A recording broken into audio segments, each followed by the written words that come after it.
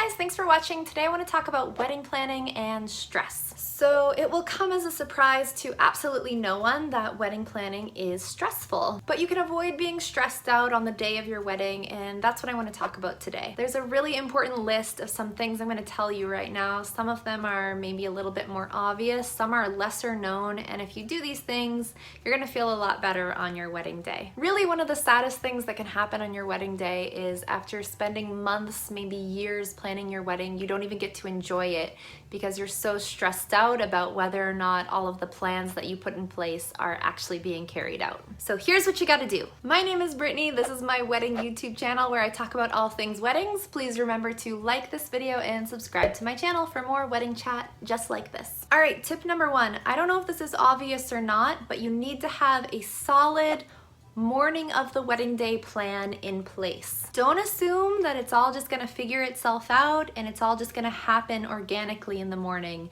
If you do that, there's a really good chance it's gonna be chaos. And how you spend the first couple hours of your wedding day is going to determine how the rest of the day goes. It's gonna put you in a certain mood. So it's really, really critical that the first few hours of your day are really peaceful and calm and well thought out and planned for.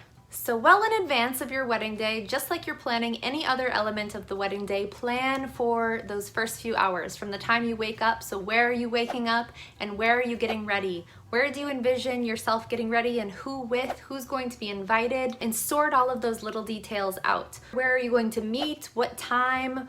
Who is going to be there specifically? Are you eating breakfast together? Who's making or bringing breakfast? These are really, really important details. You also want to make sure the place where you're getting married has really natural, beautiful light for your photographer and or videographer, and that you have some high stools to get some of those pretty pictures of hair and makeup if that's what you want. As far as drinks and mimosas and champagne on the morning of your wedding, be careful. You don't want to feel tipsy or too tired too early on your wedding day, so just take it slowly, be careful. You also want to be really intentional about the people who are surrounding you on the morning of your wedding, getting ready with you. So don't be afraid to only invite those people who are closest to you, and only invite positive people who are going to make you feel great.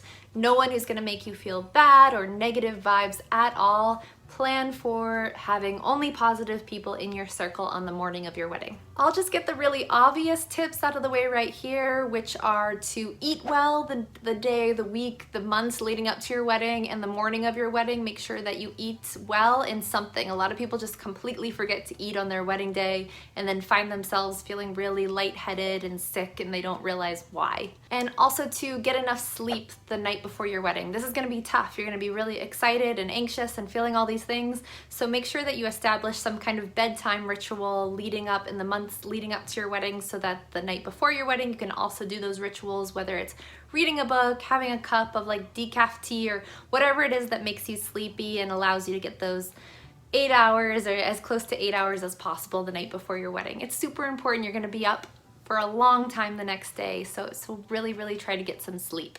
And schedule it in, plan for it. You're gonna hear me say that a lot, plan for it. Make sure that you plan for it, be intentional about it. And that's because I think planning for things takes the stress out of things. When something is really well planned for, you don't really need to stress out about whether or not it's gonna happen. You've already done all the work and you can just relax. So that's why I'm saying plan, plan, plan, plan, plan. I'm so sorry guys if you can hear a bunch of screaming seagulls. I live really close to the beach and they will not shut up, so I'm really sorry about that. So I mentioned that planning for things usually takes the stress out of things, but unfortunately that's not always the case. So to combat this, what we're gonna do is you're going to have really strong opinions, really strong expectations for a few things, and everything else you're gonna let go, all right? And the reason for this is that nobody is perfect, no wedding is perfect, no matter what blogs and magazines tell us. And so we really need to pick the few things that we care the most about and put all of our energy and concentration on those few things. If you're trying to care about everything, you're gonna be so super stressed out and it's not worth it. Which leads me to the next tip, which is to delegate tasks to your friends and give them titles. So if one of your friends is gonna be in charge of the food for your backyard wedding, for example, give them a title of like master of the wedding food. There's some psychology working here where when you give them a title and you give them specific instructions and you truly give them ownership for a task, it's probably gonna work out better and you have a better chance of entrusting them with that task. This is gonna require you delegating and letting go of some of these things. Communicate well. People can't read your mind, you know? You really have to be explicit about what you want and communicate often about your expectations. Be really, really specific and don't be afraid. I know sometimes you're trying to be polite and you don't want to tell people that you want something. Throw that out the window, okay? Really don't be afraid to tell people what you want for your wedding. And my final piece of advice, guys, which is probably the most important, is to determine early on, not the day of your wedding, determine early on in your wedding planning process why you're having a wedding, not why you're getting married, because you're probably getting married because you want to be with your partner for the rest of your life, but determine why you're having a wedding with guests, why you're having an event. For example, we're getting married because we want to get our families together, or we want our friends and our families to meet. That would be an example of why you're holding an actual wedding event and not just going down to the courthouse. And once you know this, once you know the purpose of why you're having this wedding event, you can concentrate all of your efforts into caring about that, into realizing this is my focus. I want my friends and family to get along, maybe to love each other, at least to like each other. And everything else is really just superficial and not so important. Wedding songs, cake, all of that. You'll realize that those aren't the things that make a wedding meaningful.